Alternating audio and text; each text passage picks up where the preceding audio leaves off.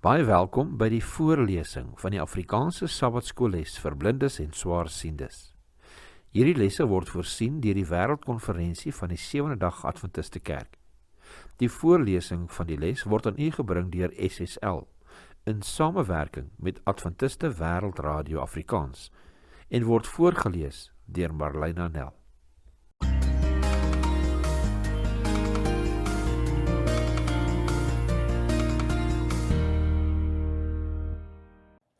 Sondag 21 Junie. Die hedendaagse leefwêreld. Oral waar mens kyk, is die wêreld in beroering. Alles skreeuin en steen. Die eindtydtekens waarvan Jesus gepraat het, gebeur reg voor ons. Oorloë en gerugte van oorloë, nasies wat kopstamp, hongersnood en plaae, aardbewings en vervolging, soos gelees in Matteus 24 vers 6 tot 11. Al hierdie dinge gebeur om ons heen en lyk boonop asof dit met verloop van tyd net vererger. Ons leef gewis in gewigtigde tye. Tye waarin 'n behoefte aan 'n blywende en hegte verhouding met God 'n kritieke faktor is. Die woord sê in 1 Petrus 4 vers 7, en die einde van alle dinge is naby. Wees dan ingetoe en nugter om te kan bid. As dit die geval is, des te meer rede om vandag reeds ons hegte verhouding met God te versterk. Hoe na aan die volëinding van die wêreld ons is eintlik nie die hoofsaak nie, maar wel ons individuele lewensduur. Selfs al word mens stokoud, is ons lewens eintlik maar in 'n oogwink verby. Jakobus 4 vers 13 en 14 lees: Kom nou julle wat sê, vandag of môre sal ons na hierdie of daardie stad gaan en 'n jaar daar deurbring en handel dryf en wins maak. Julle weet nie eers wat môre gaan gebeur nie. Hoe is julle lewe dan?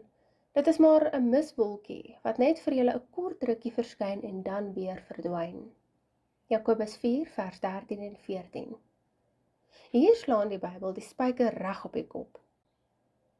Kosbare leser en luisteraar, dalk is jou lewe voor die einde van hierdie dag reeds verby.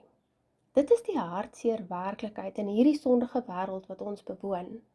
Dit is dus van kardinale belang dat ons seker maak dat ons wel 'n noue wandel met God het, dat ons altyd van die behoefte aan Hom en sy reddende genade bewus is, nie waar nie? In Psalm 80 doen die Here 'n hartsmooie beroep op ons. Lees die hele hoofstuk en fokus veral op verse 1 tot 3, 14 tot 17, sowel as 18 en 19. Vervang telkens die woord ons met ek. In watter opsigte kan jy aanklank by hierdie psalm vind, selfs al is dit in 'n ander tyd, wêrelddeel en konteks as jou eie geskryf? Ons lees Psalm 80 en ons vervang die woord ons met ek. Die wingerdstok van die Here, vir die musiekleier op die wysie van Lelies 'n getuienis, van Asaf 'n psalm. O herder van Israel, hoor tog, u wat Josef se skape lei, wat bo oor die gerubs troon, verskyn in ligglans. Wek u mag op voor Efraim en Benjamin en Manasse en kom my te help. O God, herstel my en laat u aangesig skyn sodat ek verlos kan word. O Here, God van die leerskare, hoe lank nog rook u toorn by die gebed van u volk? U het hulle tranebrood laat eet, hulle oorvloedig laat drink. U het my 'n voorwerp van stryd gemaak vir my bure en my vyande drywe die spot. O God van die leerskare, herstel my en laat u aangesig skyn sodat ek verlos kan word. 'n wingerdstok het u uitgereik uit Egipte. U het die nasies uitgedrywe en hom geplant. U het voor hom plek gemaak en hy het wortels geskiet en die land vervul. Die berge was oordek met sy skaduwee en met sy ranke die seders van God. Hy het sy ranke uitgebrei tot by die see en sy lote na die rivier toe. Waarom het u sy mure stikkend gebreek, sodat almal wat met die pad verbygaan hom kaal pluk?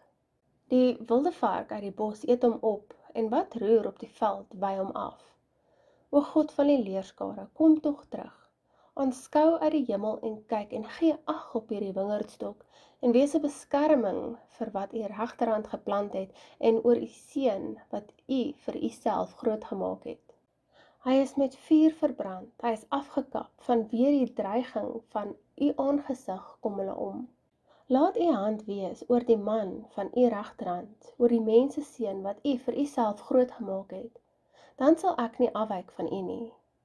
Hou my in die lewe, dan sal ek u naam aanroep. O Here van die leerskare, herstel my. Laat u aangesig skyn, sodat ek verlos kan word. Psalm hoofstuk 80. Herlewing is iets wat ons almal benodig.